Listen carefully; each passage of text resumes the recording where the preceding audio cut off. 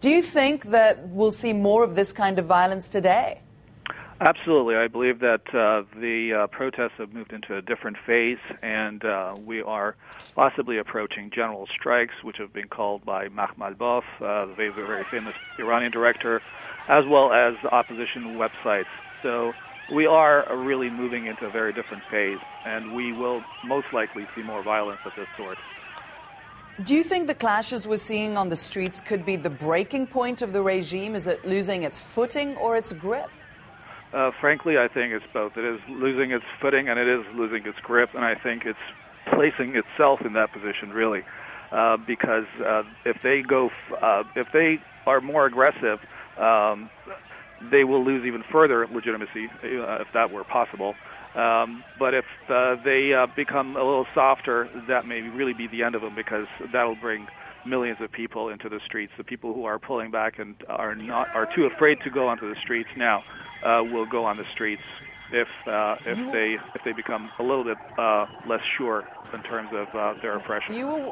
You were one of the people that were in Tehran about in June, about 6 months or so ago, yes, when the disputed presidential election was going on. We want to show some of the images that were taken during that time. But this time, though, Babak, don't you think that this violence has galvanized some of the more traditional religious people that it hadn't when we saw the protests back in June? Well, let me be very clear about this.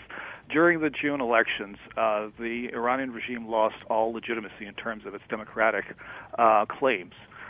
During Ashura, it lost all religious legitimacy, because this is the first time a Shiite government has opened fire on Shiite mourners on the Shiism's holiest day.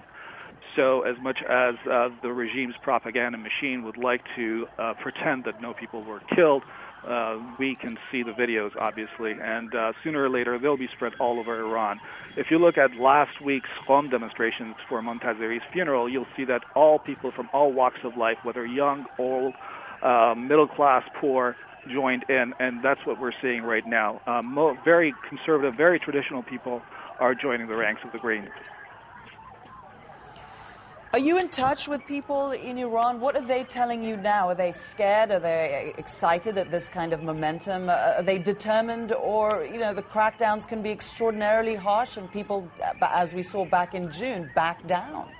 Well, I can tell you I haven't slept in 48 hours, and yes, every minute we're basically in touch with Tehran through all sorts of media, including Facebook, Twitter, telephones, and so on and so forth.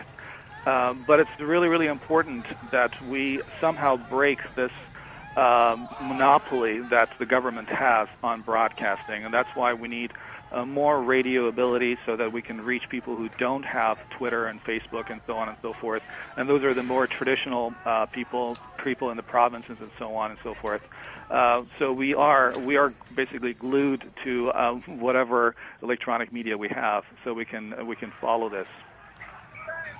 Babak speaking to us from California, giving us some perspective through his contacts in Tehran on the ground about the situation there. Foreign media has been banned from covering these protests. Thanks so much. We'll see what happens today. Thank you.